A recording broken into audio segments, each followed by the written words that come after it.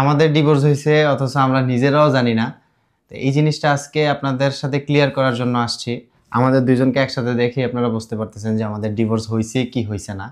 তো এগুলা যারা হচ্ছে ফেক নিউজগুলো ছড়াইতেছে এগুলা শুধুমাত্র ভিউজের জন্যই করতেছে, এছাড়া আর কোনো কিছু না। তো আপনারা যারা হচ্ছে অনেকে আমাদেরকে অনেক বেশি ভালোবাসে, কমেন্ট করতেছে, ফেক আইডি থেকে দেখে হচ্ছে মনে করতেছে যে আমাদের আসলে সত্যি ডিভোর্স হয়ে গেছে। তো আসলে আমাদের কোনো ডিভোর্স কিছুই হয় নাই।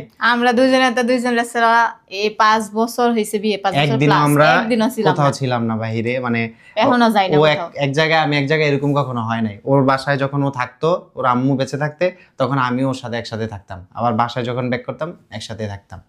তো যাই হোক গাইজ, এই ফেক নিউজগুলো হচ্ছে কি আপনারা একটু ইগনোর করবেন। আর যারা হচ্ছে এগুলা ভিউজের জন্য এই ফেক নিউজগুলো ছড়াইতেছে তাদের উদ্দেশ্যে একটাই কথা বলবো, আপনারা এগুলা কইরা আসলে কোনো লাভ নাই। কারণ এগুলা কত নিচে নামতে পারে শুধুমাত্র একটু ভিউজ আর লাইক কমেন্ট। এগুলো আপনারা কইরেন না, এগুলো আসলে মানে ঠিক না। একটা মানুষের, আমার ফ্যামিলি থেকেও মানে হঠাৎ করে এসে বলতেছে যে তোদের ডিভোর্স হয়ে গেছে, আমরাই জানি না, মানে আমরা নিজেরাও জানি না আমাদের যে ডিভোর্স হয়েছে।